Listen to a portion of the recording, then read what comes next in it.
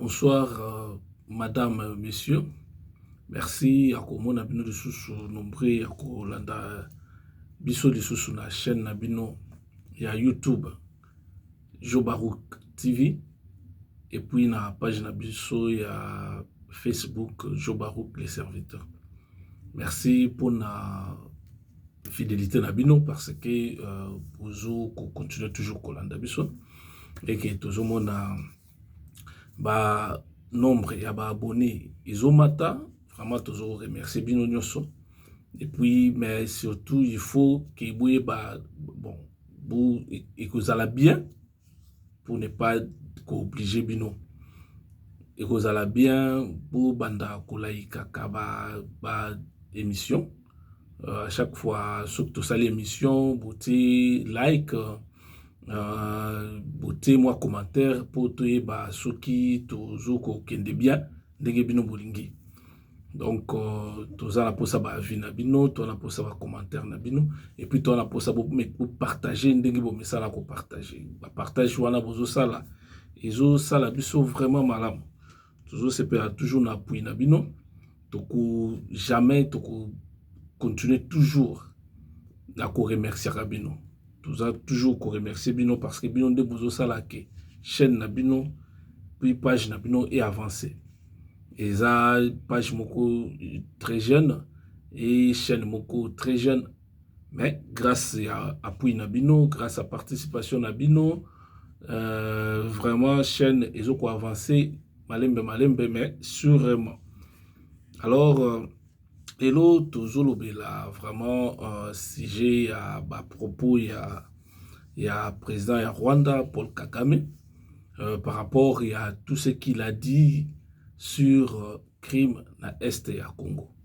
Donc naebi ki eza eloko moko esepelisa presque batu nyonso tuté mutu moko te asepelaki na propos wana et que ngala zalaki parmi bato basepelaki na ngote liboso et na ozoye bakuto ki après na longola ki émission wana parce que ndaki on vraiment très tôt matin le même jour le même lundi wana na tongo donc pourquoi ne ça maki lundi c'est comme si makamnyo solobiana est tombé kaka un certain le 17 mai donc le 17 mai to yibiki izalaki date oyo Kabila le père ayaka na bango ba Rwandais na kati ya RDC o lelo et memela biso ba situation o nyonso toujours vivre lelo donc parmi lesquels guerre wana il y a est wana ndemtu et memela biso ba situation o toujours vivre donc ce qui lelo que le président ya Rwanda a joa makasi courage ya ko loba na ba congolais na avec arrogance nyonso wana zoloba na c'est parce que il y a eu des Congolais où bah prêter qui est main forte pour que a déstabiliser le Congo parce que tant que na ba 96 donc bah année 96 wana l'air ba nungu bande ko salama les bazolo ba ki ba nyamulengi bazo sala ba trouble na est ya mboka ils allaient qui plus ba Rwandais avec ba troupe na bango bande ko landa ba élément oyo bazalaki ya ba utu ya AFDL ya AFDL FDLR c'est ça donc eza FDLR c'est ça ya ngwala ndezaki rébellion oyo ya ba utu rwandais babandaki koluka kobundisa régime ya Paul Kagame tango akotaki na pouvoir parce que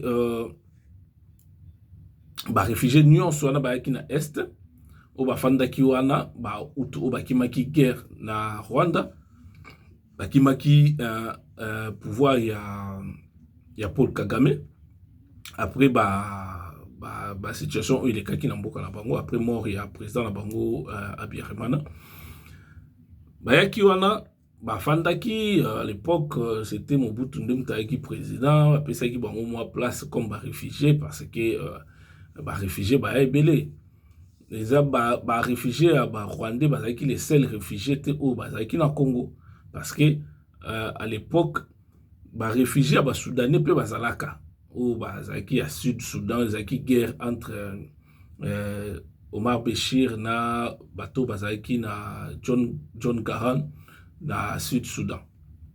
Et puis il y avait aussi réfugiés angolais. Réfugiés angolais, ça fait déjà, c'était depuis des années 70, années 60-70, donc déjà avant Koutou, bazalaki déjà na RDC. Mais même batikala opposé problème na RDC. C'était seulement lorsque bango bayaki, réfugiés rwandais baye na Rwanda, baye na RDC, de côté problème bandaki. De côté problème ko banda na RDC na Est kuna. Donc esengeli toyeba moi parenthèse wana. Parce que bango bazaki ezo la kisaki bazaki na ba agenda mususu. Tellement Paul Kagame abanda ko monaki azaki na posa a soir dictature na ndenge ezalelo parce que c'est un dictateur presque ba opposant na union so baza na prison. Donc ba union so baza contre ye baza ba terroriste. C'est un dictateur. C'est un dictateur oyo ba pays ebélé ya Occident ba aménagakaye. Ce qui est vraiment étonnant. Ba tikakaye tranquille, ba tikakaye à l'aise, asa makamundenga lingi ko kanga ba opposant, ko maltraiter population nyonso ko yikoloba contre ye. Et mutumoko lobaka te ezandengwana. C'est comme si batu nyonso baza soka lingi bongo lobaka a brandir sujet à génocide, à brandir sujet à génocide. Donc, à partir de wana ya komo lukandeti et comment sujet à génocide il y a tout et comment des fonds de commerce naé. Ce que bomeko lobaka kabimisi ango non, ba français bazaki impliqué dans le génocide wana, ba intel bazaki impliqué dans le génocide, mais yé lelo akei ko nier qu'il y a eu génocide na Est ya RDC. Tant où il y a zoko nié qu'il y a eu génocide na Est ya RDC, c'est que bisopé, il faut nier qu'il y a eu génocide de tout na nini na bango. Parce que il y a zolingo ndimate que biso ils attaquent na négationniste. Na lobinde ngwana par rapport ya ku rendre bango le monnaie de leur pièce. Que ceux qui bango bazo nier qu'il y a eu génocide na Est RDC. Donc, bisope to na droit wana ya nier qu'il y a eu génocide ya batuti na nini na Rwanda. Parce que donc pour na yé ba ndeko na ye wana batuti bangonde baza batu et que ba congolais o ba kufaki na Est na bango baza batuté. Bazaka ba congolais donc baza batuté. Il y a eu des viols, massacres, il y a des façons nyonso. Na rapport wana mapping wana za rapport moko et banda depuis 2000 c'était depuis donc 1993 tina 2003 rapport wana ezoko et banda ko ça et ça là qui situation il y a deux guerres où il est kaki na RDC. Donc deux guerres où il est na RDC, c'est-à-dire guerre il y a autobenga na français à Kinshasa na 96 na 97 au guerre ya Afdel ya qui maki ba Rwandais na kati RDC et puis na guerre où et salamaki na 98 ti 2003 guerre en 98-2003 bandaki pe kaka bango kaka ba Rwandais na bandaki yango. Lorsque Kabila les pères aluki ko se séparer siko na bango parce que comme on a bango clarté et pendant kayeba ki bazaka ndengola malgré mtabimaki bangola mais au moins azwaki courage pour se séparer na bango c'était déjà une bonne chose bien que na za appui na été mais na lobi kaka parce que na idée wana ezalaki décision moka bien parce que à l'époque tu sais que les pères abandaka toujours kubenga Kabila ndengwala abandaka koyebisa ye Kabila les pères que non soki bato aboyokana na bango nini pesa bango oyokana na bango wana bazonga la mboka na bango batika biso moko entre les Congolais to régler situation na biso entre nous. c'est quoi Kabila le père après savoir que le Kotsama Makele, mais par après, il a comprendre que non, c'était le moment, bien que c'était un mauvais stratège, mais il a comprendre après que c'était vraiment en retard, qu'il fallait qu'on se sépare na bango. Tant qu'on se séparé na bango, nde bango tant bazaki mécontent ya ko kende. Ba matana avion, nazo ba matana ba avion, matana ba avion na ba jeep, na ba télévision parce que bango ba envie ya Congo, ba matana ba télévision o na mboka la mo bazaki na ngote. Na matana ba jeep o na mboka la mo batika o za na ngote ba zoa ba voiture ba mema biloko na biloko andako ba kenda. Parce que bango na mboka la bo biloko wana nyonso ba mona na Congo wana ezaki paradis pour na bango. Bakenda la yango nyonso. Ba mema biloko tout wana bakenda la yango. Et que bazaki mécontent ya kokende parce que ba yebi ke wana na RDC bazaki wana bazaki vraiment na paradis. Ba situation bandako vivre bandako batikali ba mondako mona kuna RDC. Ba mituka ba vio bazaki na ngo kuna ba yebi ke kuna na Rwanda ba otikaka jamais kozala na yango. C'est pour cela au monde qui bango tant bakendaki vraiment avec mécontentement et que ba ko ça la trouble les sous ba ko ça la trouble ba zui ba ndeko na bango wana bazaria su Ruberwa na ba ndeko na bango misusu bazaki ba yakala Kabila le père wana ay batie bango liboso mais babandaka bazui batie bandeko na bango nde bazo ko appuyer na sima. Et que tant bazo ko appuyer na sima wana nde yango mo basali ba massacre nyonso. Ba massacre na bango bandi déjà wana te. E bandika na place ya 98 wana kakate. Massacre na bango bandaki déjà depuis lorsque Mobutu azana na pouvoir, lorsque tolo walikambo Banyamulenge na est Banyamulenge na est. Ba déjà bandaki ko kota pona koluka ko massacrer ba utu oyo bazalaki o bakimaki régime ya Kagame kuna. Basalaki groupe na bango ya rébellion on a bengi na kombo ya FDLR, c'est ça. Abandaki déjà ko kota na ba camp ya ba réfugiés wana ko massacrer bato ko tsaka ba désordre ko bomaka bato parce que za ndenge na bango ya ko bomaka bato. Et suki wana te lorsque bayena Kabila le père na est wana na camp o ezalaki ya ba réfugiés na camp moko wana ezalaki ya plus de 80 000 personnes bazalaka na camp wana mais bato wana après guerre batikala omona na ta mutu moko te bakende ba te à partir ya wana les sous nde côté vraiment salaka massacre au sakalate ça ka vraiment massacre à partir ya 96 poto ba on en français ya oabiso to bana Kinshasa à partir ya 96 ti to koma 97 nyonso wana tellement ton bazoya na FDL na FDL baye ba komi na nino comment on appelle ça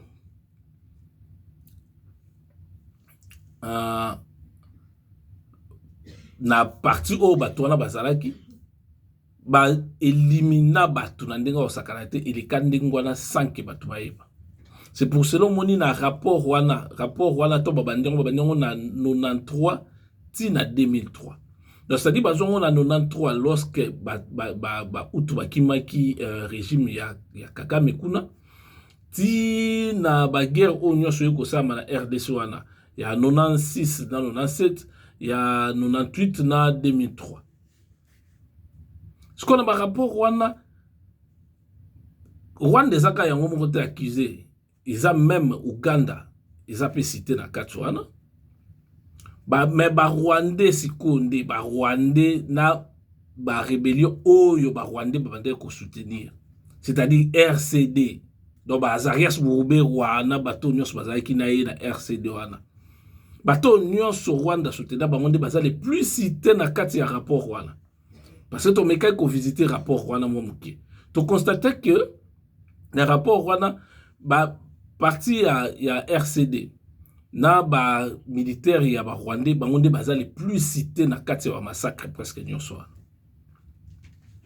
baza les plus cités, bien que MLC wana pe baza cité na rapport, Ougandais pe baza cité na rapport, et que mais les plus cités na ba crime, les plus cités na lobi bien, tant nazo banda na insister, les plus cités eza Rwanda na ba rebelle o nyonso ya bande ko soutenir, donc c'est-à-dire Afdel tant banda ki na ko ya sika na RCD bango nde mali deux o ba cité mingi na kati ya rapport wana. Donc c'est ça, et puis eza te que tant bato bazoloba na interview wana bazoloba que Kagame akokai koya te ke andima. Oui, Kagame akokai koya te ke andima. Bato ebele bayebi ke ba français bazalaki impliqué na kati ya situation ya isalamaka na Rwanda kuna pona ba tout. Mais ata mukolo moko te ke bato abaki ba niya likambo wana balobaki il faut ko tala ba rapport oyo bazo sala.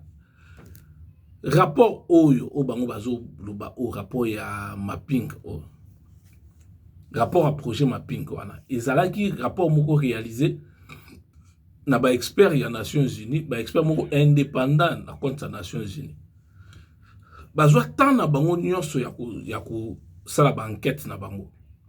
Mais la banquette na bango ba épinglé 617 incidents ya crime contre l'humanité, crime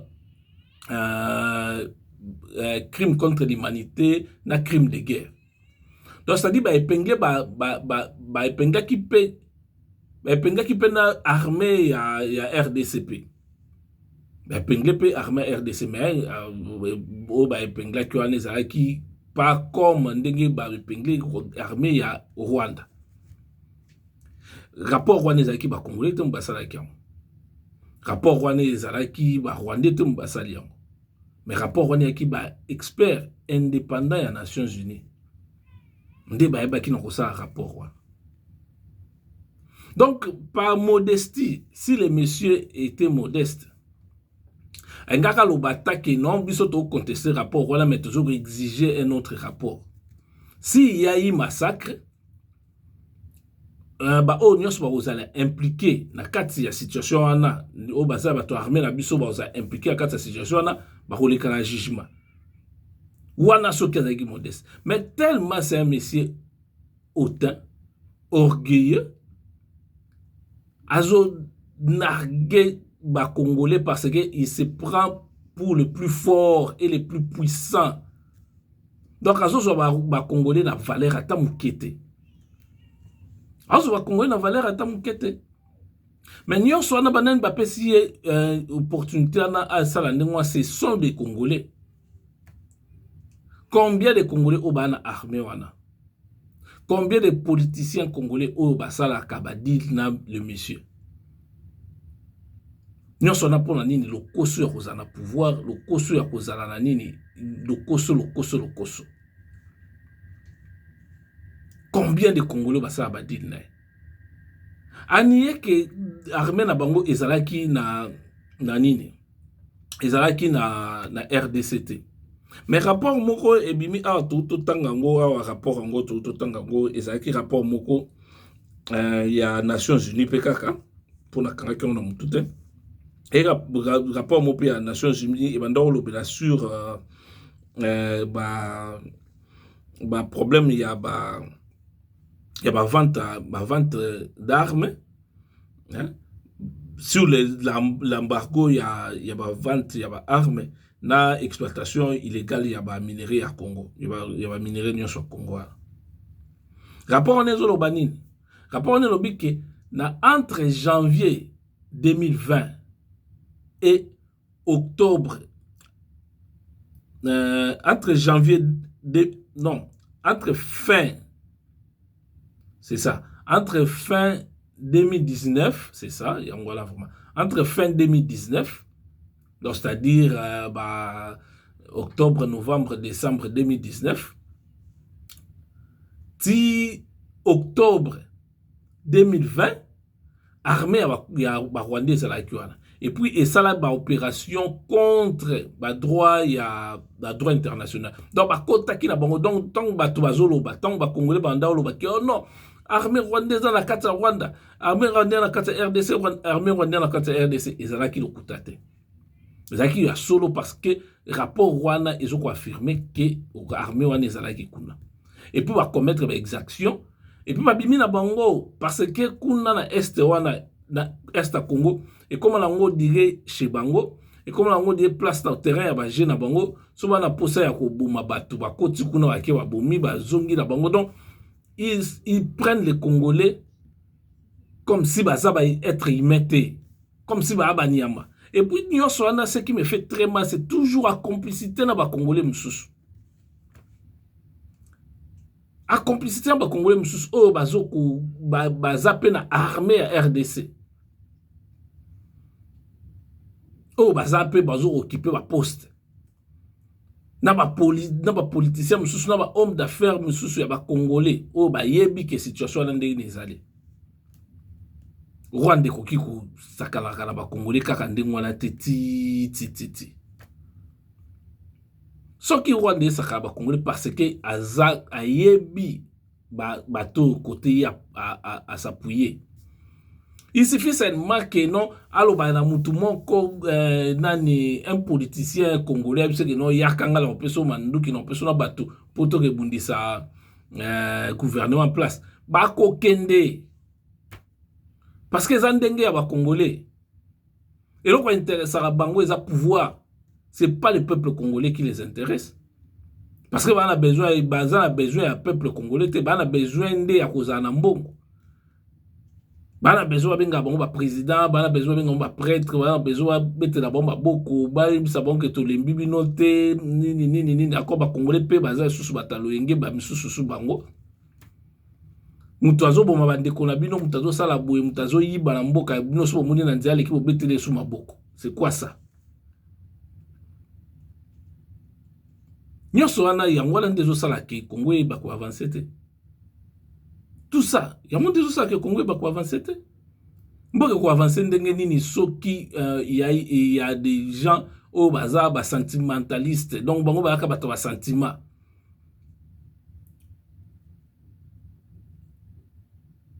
donc nga vraiment nazara Paul Kagame c'est un criminel. Azoboma même ba opposant na na libanda ya mboka na ba pays étranger. Nous t'en lobana azata. Il se prend pour le tout puissant.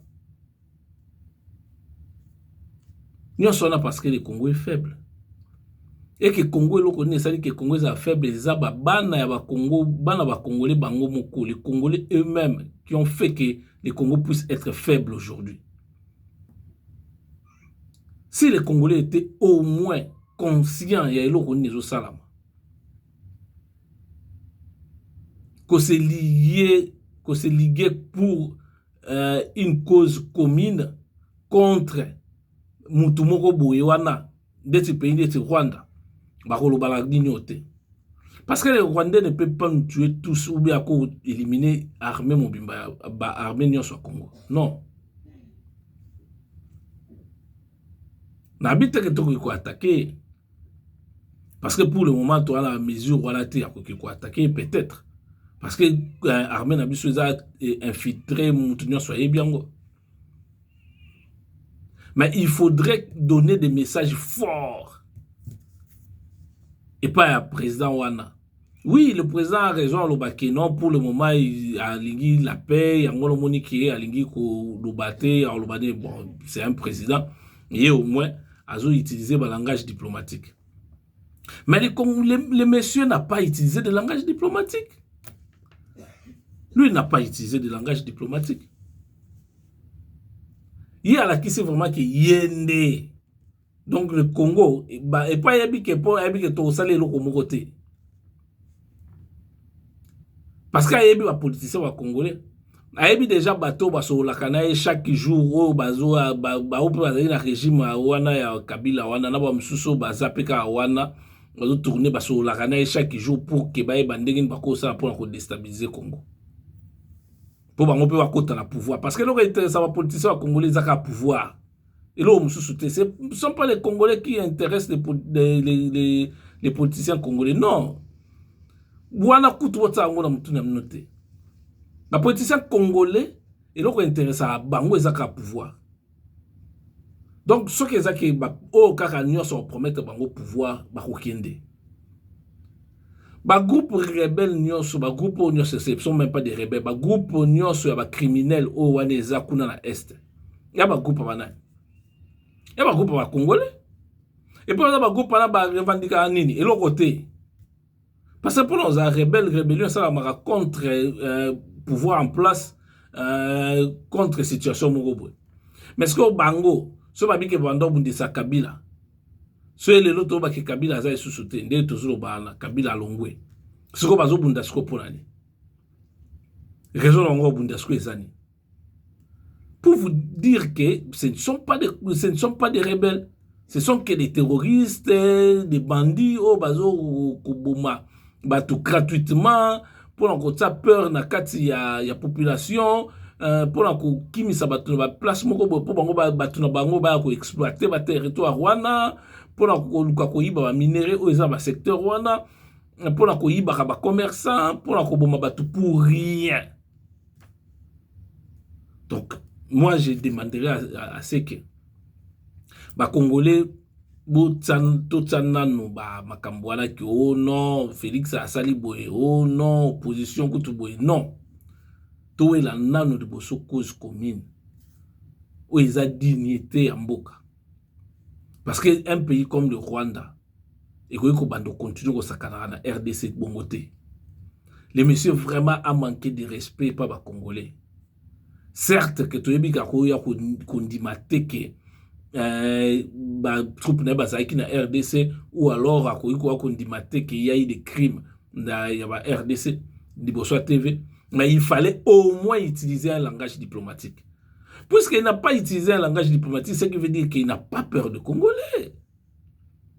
S'il n'a pas peur, il n'a même pas le respect pour les Congolais. Et s'il n'y a pas de respect pour les Congolais, il n'a même pas aussi le respect pour les morts. Les morts, victimes, il y a des viols, orphelins, batikala kuna, veufo, batikala kuna, veufo, batikala kuna, bato, perdre, bandekona, bango côté kuna. Il n'a même pas le respect. Il n'a même pas le respect. Donc, à ça, il faut aménager. Il ne faut pas dire que non, non. Même à on dit, il fallait au moins utiliser un langage diplomatique. Mais et puis, réaction, il y a Congolais, il faut se faire attendre. Bokangana nga na zobenga bao bakondima koyoka nga ndengwana tobengani biso nyoso o toza na France awa bao baza na Belgique bao baza na nini na Londres na États-Unis na Canada to sangana biso nyoso to kende kotele maliboso ya ambassade ya Rwanda partout ezali o chaque membre ya nini azali pour protester contre Babylone Kouana. Il faudrait pas seulement que tout le baraka à la télévision ou bien tout le baraka dans les réseaux sociaux, mais il faudrait aussi des actions. Soit qui Kabila tika pouvoir, hein, ou bien ça qui semblait en tika pouvoir, et ça parce qu'il y a eu des actions fortes. Il y a eu bateau ba marché na intérieur ya pays, na extérieur ya pays. Oh bah pour ça qui que nos communauté internationale a il y a un dictateur qui ne veut pas côté à pouvoir. Alors ce qu'il faut l'obéla Rwanda wana, il faudrait que bisopeto sangana to marcher to bimi na libanda to keko ba oba na Kinshasa na RDC wana bo kei bo sali marche devant l'ambassade ya Rwanda kuna ba mon pression. Et puis même à au extérieur, to sangani, to ke devant l'ambassade de Rwanda, où ils ont un pays au Tozali, pour mon pression au Tozotia Bangwana. Tout le monde dit que Rwanda me karosakana, biso bien insulté, mort, il y a victime, il y a crime, nyonswana.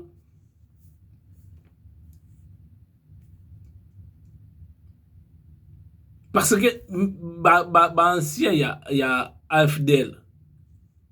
Na bato bazar ya RCD na ba groupe mususu ezalaki wana ya ba rébellion mususu wana ba cité ya kati wana o bazalaki tous bango nyonso soutenu par le Rwanda. Bango nyonso bazoloba te. Bazoloba te parce que rapport wana ezo cité bango na kati kuna. Mais il faudrait que bato botelema. Biso entre biso, on peut bien ranger les choses entre nous.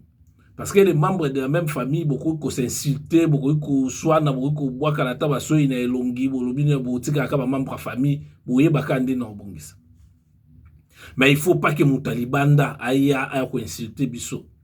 Si mon talibanda a insulté, il faut que il y ait différence entre les membres de la famille. Bo tele melana mutuana na liboso.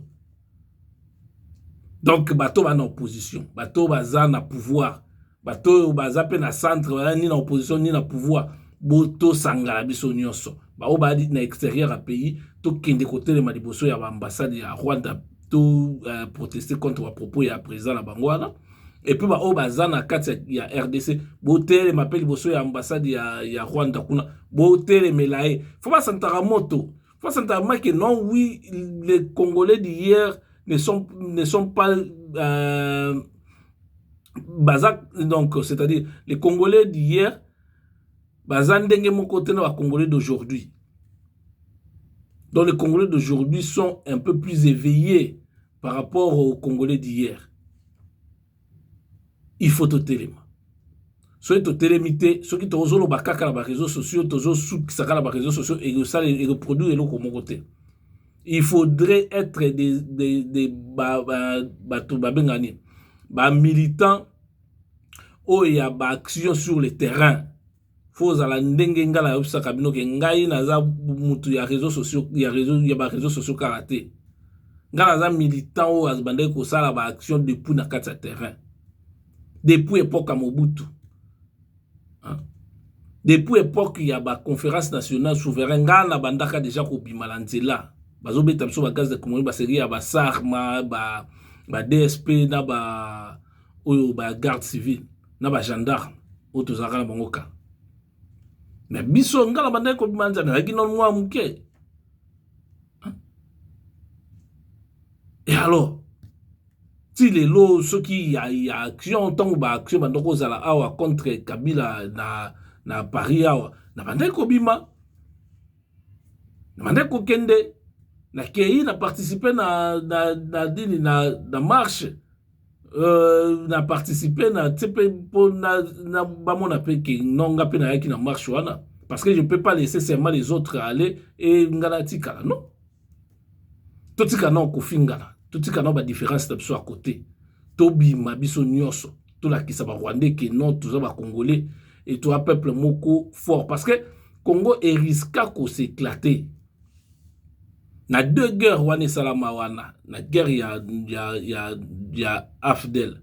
Na guerre oyo ya ko ya après wana na 98 ti 2003. Na deux guerres wana nyonso na RDC ngoko panzana. Combien de pays et Bunda RDC? Combien? Rwanda Zalaki, Ouganda Zalaki,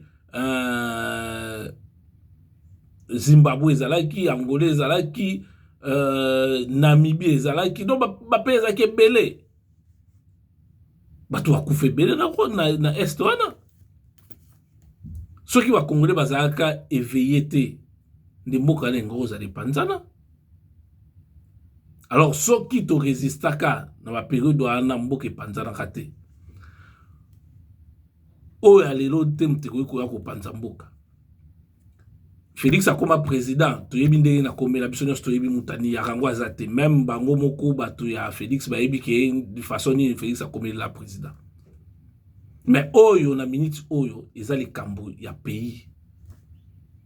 Il faudrait que tika no ba différence na bino. Il faut autant un non-intérêt général du pays de Bosso. Je sais que les politiciens congolais n'ont pas bino. Boza noka munoko. Boza d'ailleurs boza na position te nga na kipa nga foma binote. Moi, je cherche plus à sensibiliser la population que ko interpeller bino politicien.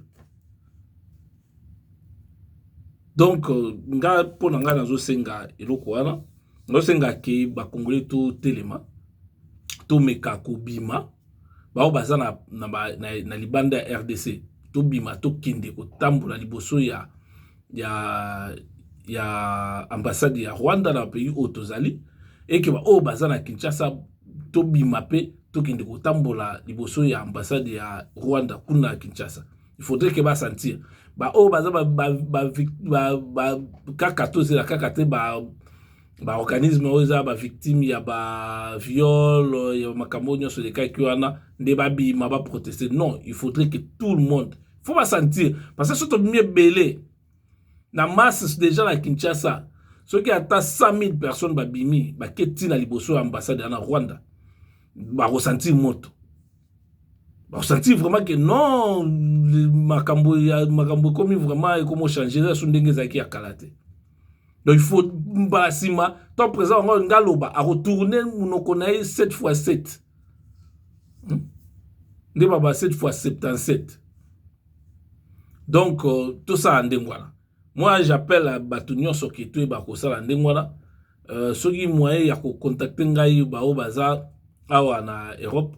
Vous contactez ngai vous communiquez kaka na message na page na ngai wana utinde nga message nde na ko yeba ndeli to ko sala poto solo lata na nini parce que na tsaka vraiment numéro na ngai na noté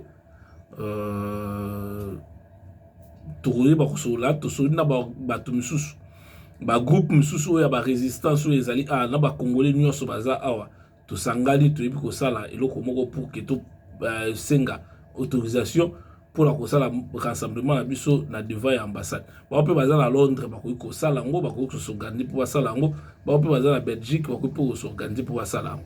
Et ça pour l'intérêt ya mboka na biso. Tous a kaka na te pour que boyoki likambo ye boke bo bimi libanda pour la likambo zanga tina.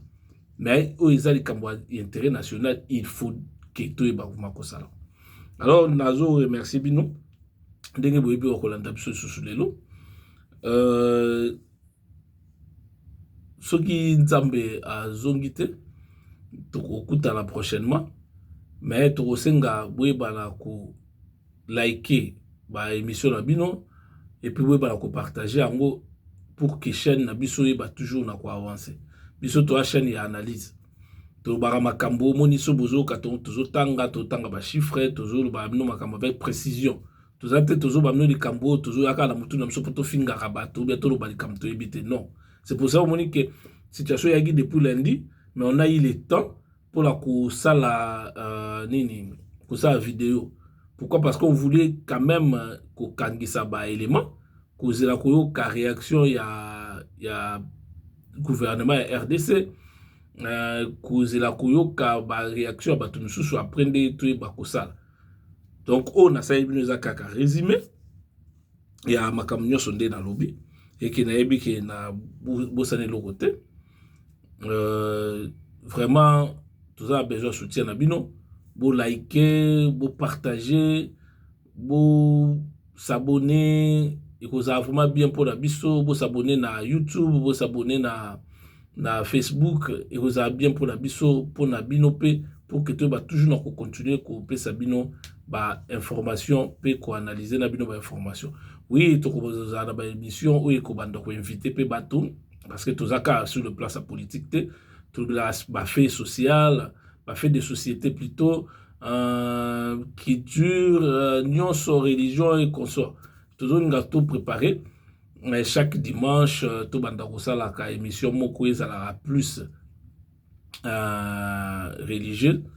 religieuse, c'est-à-dire soit tu as invité une personne à sali, tu as analysé nae si j'ai moko ya Bible, c'est-à-dire kamoroté ya te mais tu as analysé si j'ai moko ya Bible, soit tu as invité ou soit même à ta serviteur na bino moraza yepé akoki ko analyser ne si j'ai moko ya Bible. Donc, total en gros, peut-être c'est dimanche, toko banda, mais bandozala en direct.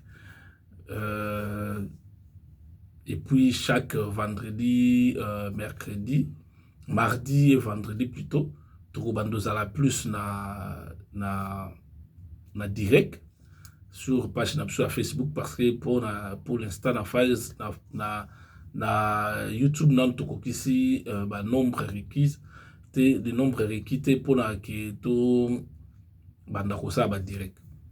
Donc soki nzamba zongi te soki nzamba bateli biso apesi biso toujours bonne santé tokutani na émission ekoya. Merci beaucoup. Ciao.